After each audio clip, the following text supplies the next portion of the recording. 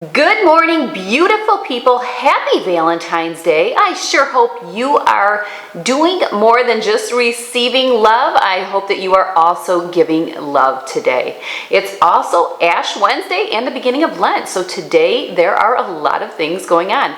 Well, we are fully into the budgeting series. I have already gotten one video out. This video here really is a little bit out of sequence because I really wanted to get the method and the system down with the budgeting before actually tapping into some of the extras. But I have a question that I have received many times, and I recently received this question when I published our vacation video from when we went to Shanty Creek Resort in northern Michigan. We had taken a little family getaway, and I just published that video about a week ago, and I've had many people ask me, how do you and your husband handle the expenses when you go on a family vacation, especially with having adult children? Who pays for what? How do you manage it all? So although coming a little out of sequence in the budgeting system and method, I still thought, I have the extra time. It's only going to take me a few minutes. Let's tackle it today. With our children, as you know, we have 3 adult children, and then we have a high schooler, and then we have one that's in elementary school. Pips is in 6th grade. She's our youngest. But we do have 3 adult children. None of them are currently married, but they are all financially independent. They are all taking care of their own bills and their expenses. They are no longer milking off mom and dad. And I say milking jokingly. You parents know exactly what I mean.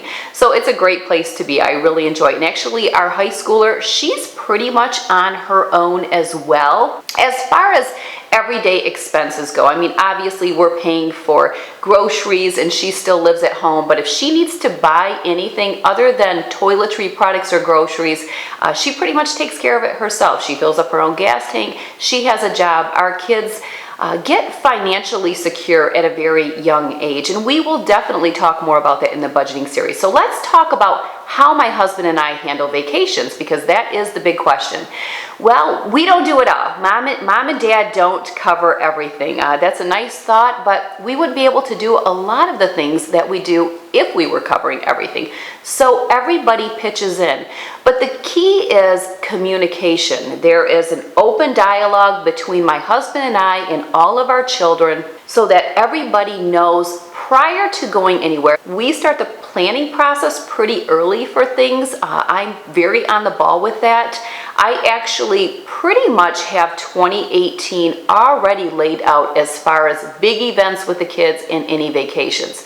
So my husband and I discuss what we are going to cover, and then whatever we are going to cover and whatever we are not going to cover, we share that with our kids. Let's take our recent little getaway when we went up to Shanty Creek for a skiing and tubing weekend. So a couple months prior, when we actually scheduled and booked this little mini vacation that we were doing with the kids, we shared with them what we were going to cover and what we were not going to cover. The reason that we do this is it gives them time to save money or set money aside so that they can afford to do some of the things that they would enjoy to do. So we pretty much laid it out for them.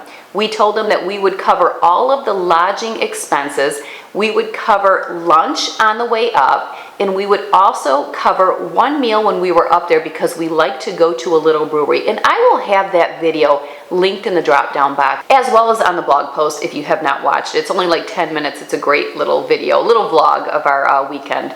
So we had also told them that we would cover 2 rounds of tubing for each person. If they wanted to do any skiing or rent any ski equipment, they were on their own. If they wanted to go get a bite to eat midday while they were out skiing in one of the little taverns or one of the places to eat that's right there on the resort, they were on their own. I also gave a list to each of the adult children of some things to bring to pitch in with grocery or toiletry type products or different things like that that we would need. So as you can see, it's really a group effort. My husband and I do cover a big core of the expense, but not everything. They would have their gas to drive their gas back. And of course, like I said, we covered lunch, we covered lodging. If they want to purchase any souvenirs, anything like that, that expense is on them. But again, we let them know all of this up front. And every single vacation or event varies because my husband and I meet together, we discuss it, we decide what we're going to cover. We went to a little apple orchard pumpkin patch in the fall.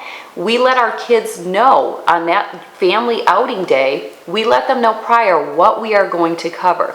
We're going to pay for the passes to get in. We will buy Kaylee and Chloe wristbands. We will buy cider and donuts. If you want to purchase anything else, you're on your own. So it's really just having that open dialogue and communicating with your children so that they can plan, because it's expensive to go on vacation. It's very expensive for a large family. Now, obviously, we are covering the cost for Carly or Chloe. So if Carly wanted to go skiing, we would cover her cost. If Chloe wanted to go skiing, we would cover hers, because they're not adult children yet. I'm talking about the adult children. On the other hand, if let's say Carly or Chloe wanted to buy a sweatshirt that had the resort name on it, that is going to come out of their money. Another thing that I want to mention is something that we did when our kids were little, and a lot of this just has to do with having a big family. It's very expensive to go anywhere, even to go to the circus or a carnival. It is very expensive to take a large family.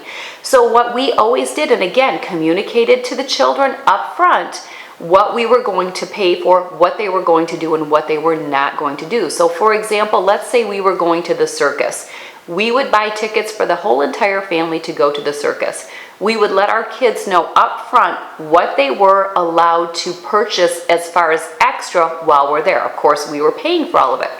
They didn't get the big wand that lit up and zinged around. My kids never were able to get that. They never really expected it because we always laid it out for them right up front. So the expectation wasn't there, and that's the key. There was never whining, there was never crying. It didn't matter if a child sitting 3 seats down from them was able to get the big colorful wand. My girls were used to it. We started it from day one, so they really never knew the difference. So a lot of times what we would do if we went to the circus, we would tell them they could pick one treat. A lot of times it would be like a snow cone or cotton candy, and then we always went down during the little intermission and they could ride on one thing. So if you chose the camel or if you chose the elephant, they all got to choose. So the kids loved being able to have that freedom to choose whatever they wanted, but it wasn't a free-for-all. They didn't get to have everything. When our kids played in travel sports, we didn't buy t-shirts every single time we went to a tournament. We were in tournaments twice a month for many months. The kids just didn't need a t-shirt everywhere they go, but we always told them up front, and really, if they're used to it, they're used to going without, and they're really just happy. You have to draw the line. You have to draw the line. Kids don't need everything, and it's not a competition. That's the other thing to really bear in mind is there's this level of competition with parents and their kids, and you're really not setting them up to thrive and function as well as adults if you're constantly catering to every little thing that they want. So I did want to share that, but I have one other tip before I leave you today, and that is, if you want your adult children to want to spend time with you when they move on, or when they get married and have their own family, a lot of that seed is planted early on. You need to be doing things as a family. We do a lot of things as a family. We go on a couple vacations every year. We do day outings. We host family dinner once a month. Everybody pitches in. It's all about communicating, and it's a team effort. And I know a lot of people will say it, and I can buy into this a little bit, that a lot of it's because you have girls, and if you have girls, you have that advantage. But I'm not completely sold on that. You wouldn't see me throw in the towel if I had boys. I feel very strongly that if you plant the seed and if you are engaging as a family in doing things and having fun, your kids are going to want to spend time with you when they are adults. Our kids love to spend time with us. We all get so excited to do things together. And where is it at? It's family, folks. It's relationships. It's your family. Let's go back to our ROI, return on investment. What is your return on investment? Well, I think family is, but you got to be spending time with them as they're growing up. and even when they get out on their own and continue to have that type of fun together. So just wanted to share that with you. Hope that answered your question. If you have any more questions, leave it in the comments section below, and we'll get back on with more budgeting and how to do the whole system and method. All right, thanks for joining me. Have a great Valentine's Day, and I'll see you in the next video. Take care.